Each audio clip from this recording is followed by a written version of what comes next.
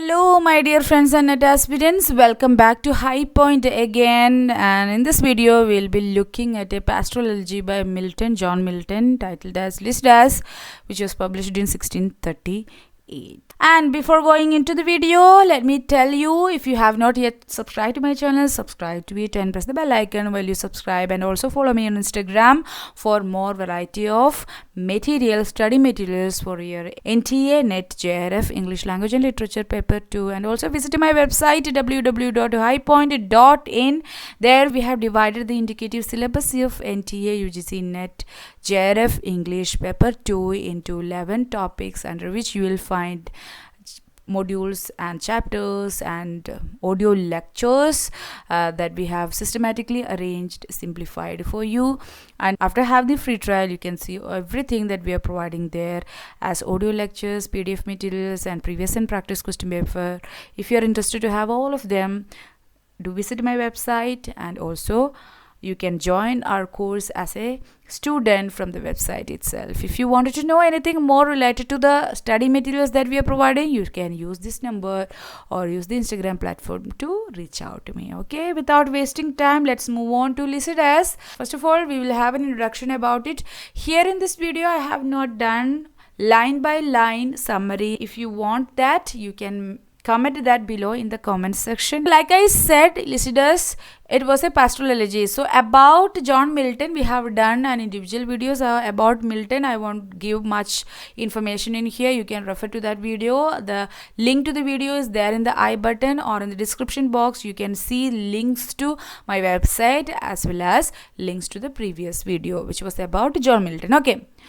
It is labeled as a monody, a lyrical lament of one voice. So here, elegy is all about lament, and it is also a classical lament where Milton is lamenting, or the speaker is lamenting for a lost friend. Here, Milton is lamenting about the death of Edward King, who died by drowning, who was a friend of him, very dear friend. And it was first appeared in 1638, a collection of elegies titled as Gesta Eduardo King Nufrango. So this was the anthology, a collection of elegies. In this particular anthology, Lycidas appeared for the first time in 1638, and it is dedicated to the memory of Edward King, who died by drowning. And the title is derived from Theocritus's Idylls, where Lycidas was a poet and got heard. So this title, from where Milton got Lycidas title, it was from Theocritus's Idylls, where you will have you can see a character known as Lycidas, who was a poet as well as a shepherd. And this poem, entire poem, divided into 6 sections, which has a prologue first of all, and 4 main parts are there. Then finally it has an epilogue.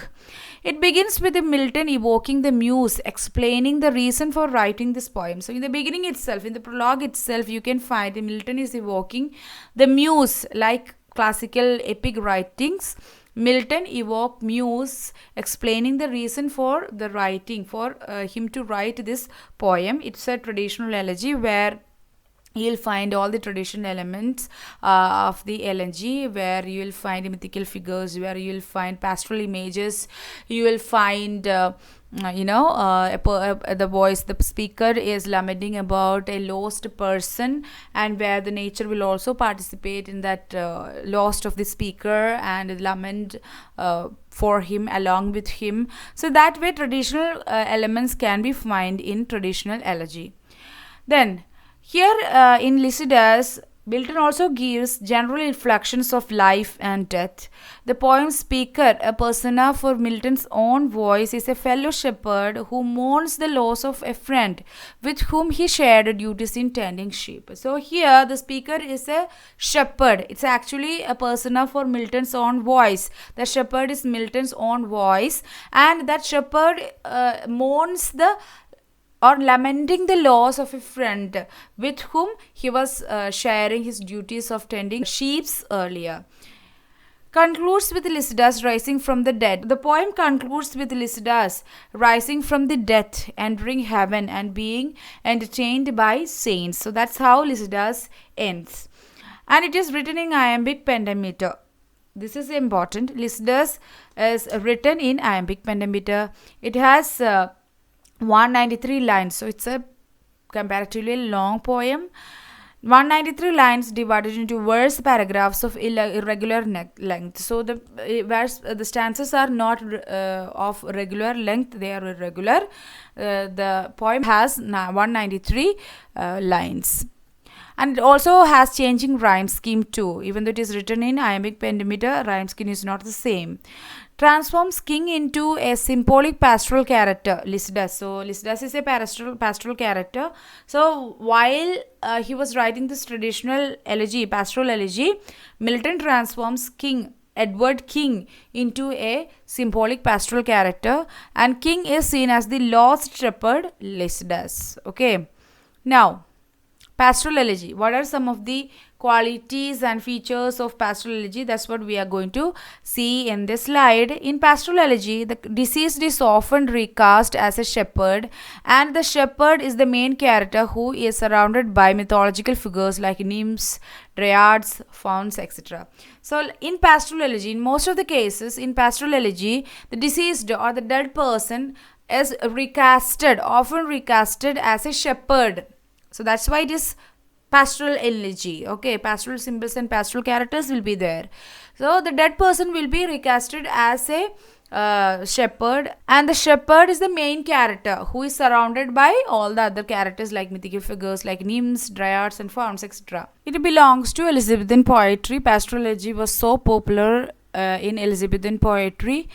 What are the key features of pastoral elegy? Invocation. So, like I said in the beginning itself, Milton evokes muse by pointing out the reasons for him to write this elegy. So, in classical or pastoral elegy, you can find invocations and impact of the death of the person on nature. So, it's like in pastoral elegy, it will be portrayed in such a way that the person's death will influence the nature, and nature will also participate in the lament of the speaker. Then another key feature is procession of mourners, mythical figures most probably. So procession of mourners. See, these mythical figures will also mourn along with the speaker. Then satirical digressions are also common in pastoral elegy.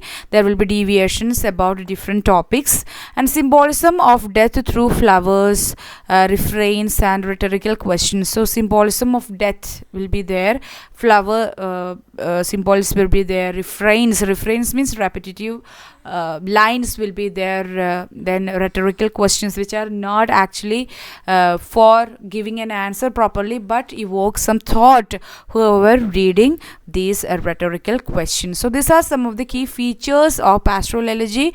Now moving about structure and summary of the poem. So I have not given the line by line summary of the poem, but if you want that, comment that below. Okay, first of all, this elegy Lycidas has a prologue.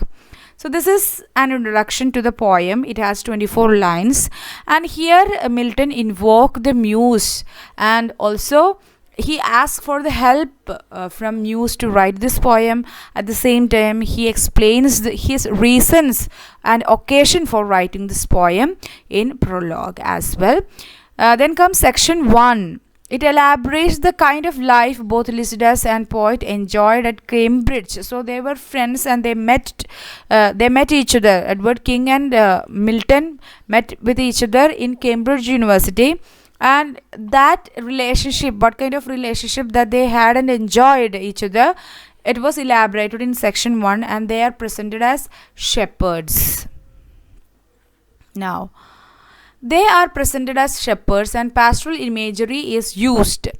Poet accuses and questions the muse for watching over Lycidas dying. So actually, basically, poet, the speaker of the poem, is a shepherd, fellow shepherd of King, and he asks and questions and accuses muse that when Lycidas was drowning and dying, muse did nothing. These all gods, they did nothing. They just watched over Lycidas dying. But later, after accusing and questioning the muse, later he consoles himself and he accepts that fate is unavoidable. Even muse could not do anything.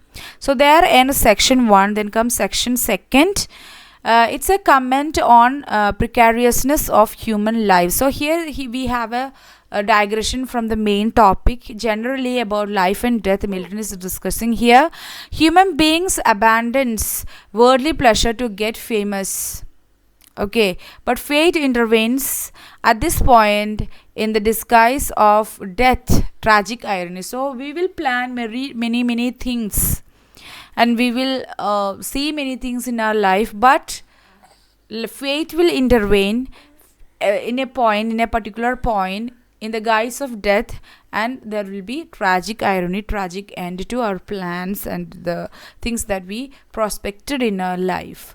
Milton says that in heaven is more beautiful than fame on the earth. Okay, sorry for this mistake. Milton says that in heaven is more beautiful than fame on earth. So if you prefer, if you want heaven, if you compare heaven with the fame that you can acquire on this earth, then heaven is more beautiful than the fame that you can acquire on this earth. Okay, moving on. That there ends section 2. Then section 3, procession of mourners. So this is one of the major features of pastoral elegy, procession of mourners, mythical figures we can find in here, led by Triton, sea god. So see, Edward King died drowning in the sea, in ocean, by making a ship voyage. So here the procession of mourners is led by Triton, sea god. Saint Peter is used as the mouthpiece of Milton here for voicing his dissension against the voice of English church. Here also we can find some criticism that he makes against English church. For that he uses Saint Peter, the figure of Saint Peter, as his mouthpiece. And there ends section 3. Now has section 4. Milton says that his friend has escaped from this world to a beautiful world. So from here onwards he consoles himself, and he sees the best part about his friend King's death, and he says that, see, earth is so beautiful, but heaven is more beautiful. So from this world he escaped to a beautiful world. That's how he consoles himself. And in section 5 he hopes for the immortality of Lycidas. So he hopes that Lycidas entered into heaven and he is enjoying along with the saints in heaven. So he hopes for the immortality of Lycidas. So we can see, since it is a pastoral elegy, many religious Christian religious myths are also there. Then comes finally the epilogue.